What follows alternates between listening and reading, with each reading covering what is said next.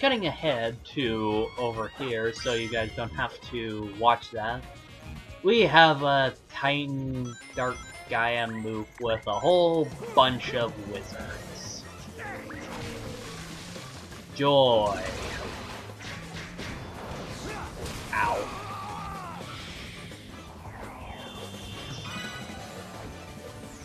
Ow. Jump. Oh, now the flying takes into effect. Ouch. Apparently, ow. Apparently the Dark Gaia mook didn't even like that wizard too much because he totally just overkilled his buddy there. And I jumped over that. Come on. Anyway, for this Dark Gaia mook, it's definitely not as painful as the ones back in Empire City because ow. And again, he friendly fired his buddy to death. Huzzah! But anyway. This one isn't as annoying because one, there's health bar and health pad and health. I'm sorry, I just got off that TF2 topic, so my brain's on health kits and whatnot. Sorry, this isn't TF2. This is Sonic Unleashed, where there are rings. Oh, and I believe by getting 100 medals, you get the half moon trophy, which I got over there. Anyway, since there are rings and no bottomless pits around. And right there is our Dark Gaia key. Because I'm being kleptomaniac and I want to revive whatever little score I can. Money! Yeah, that's actually not too bad. If I didn't go after that gauntlet, I might have actually gotten the S rank, to be honest, but whatever. It's not that big of a deal. I'm not too hung up on getting the best ranks in video games because I honestly couldn't care. I don't really care. And me personally, I've always been confused on whether or not this level was required or not. Because it doesn't really take you anywhere, to be honest. It's just I mean, you get the Gaia key, but you would think that the boss battle would be right down there, right next to it or something, but no. You have to actually do a little bit of climbing, and I guess I was checking something there, but anyway. But yeah, it's like, plus, all the, like, game facts, things that I saw that I looked up to try and figure out how many moon medals I needed to get before finishing the game, all said, I can't remember, I think it was like 59 or something. I'm 60, I'm not too sure on that one, but essentially they said that you need level 5, which, if you guys see pay attention to my moon counter, I have level 6 at this point in time. So, I know for a fact that, well, yeah, it's like, the last Werehog level that I think is mandatory is level 5, while Arid Sand here is level, I think that says level 6. If it says level 4, then, oops. Sorry, I honestly think I honestly thought it said 6, but if it does say 6, then someone needs to fix whatever little thing on game facts. And yes, I call it game facts, not game FAQs, because that sounds weird in my opinion. So anyway, yeah, just weird how they structured this one a little bit, but nope. I'm trying to be fancy, but failed. But yeah, welcome to the boss of Arid Sand, the Dark Guardian.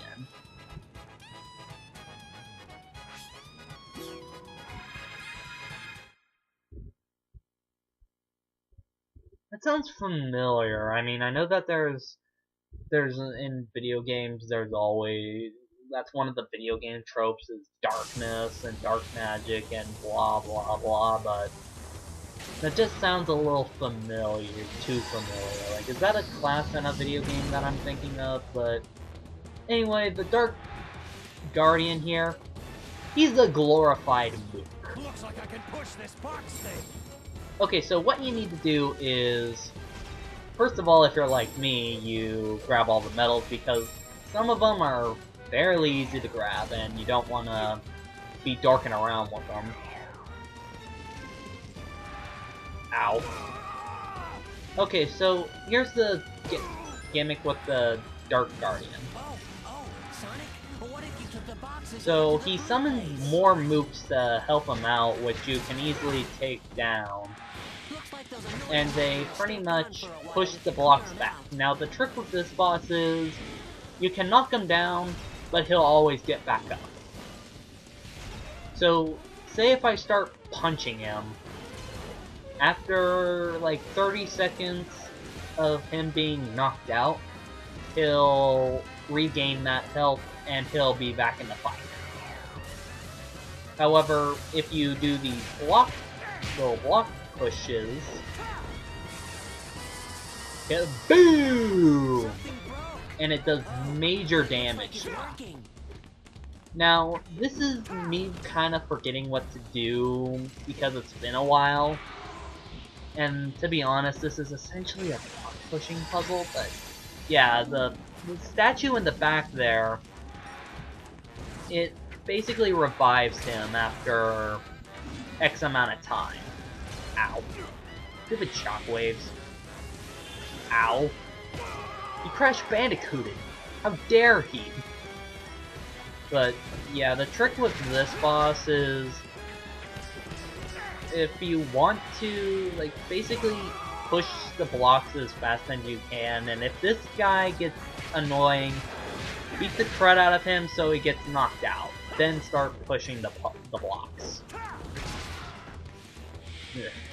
Because the blocks are pretty much the only thing that can really damage him permanently with his regenerating health and whatnot.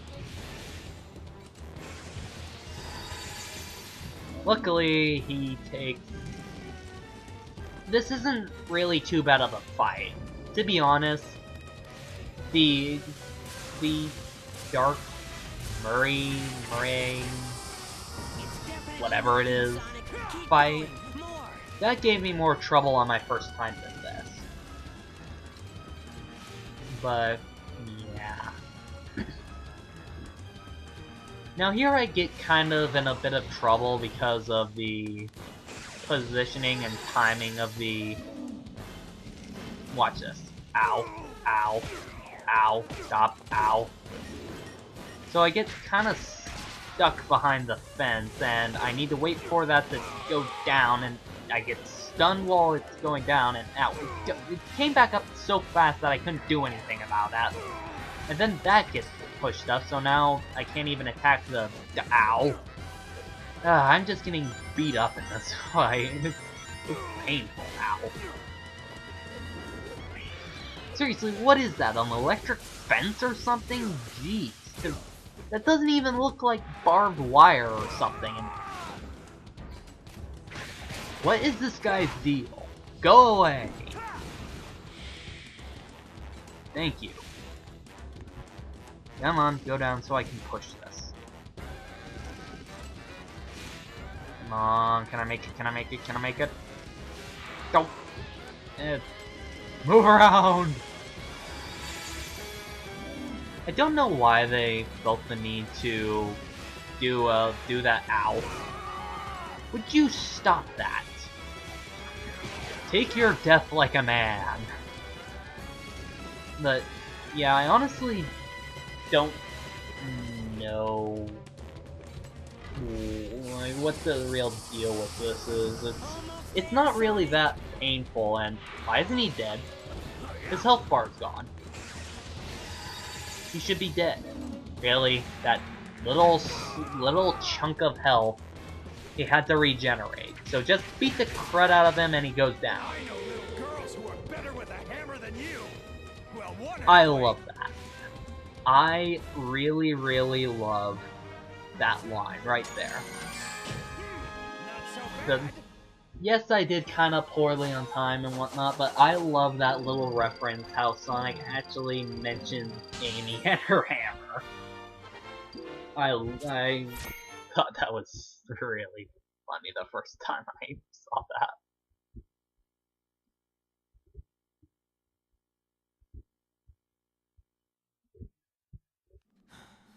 Anyway, you guys know the deal by now. We get to the temple, we beat the boss. Chip does the magical light thing, and we restore the emerald.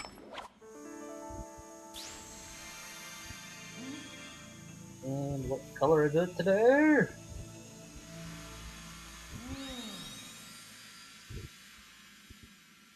I can't tell due to the background. I think that was the yellow one. I'm sorry, I really couldn't tell what kind of color that one was with the specific lighting. That threw me off a little bit.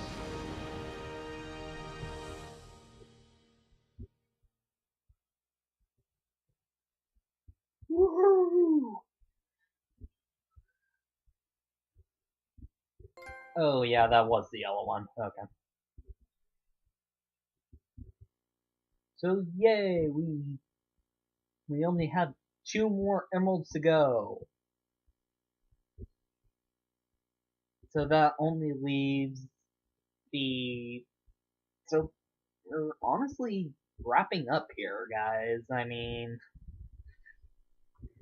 I can't remember the specific levels, but we essentially have 2 more major bosses to deal with. One being the final boss, of course, but... yeah.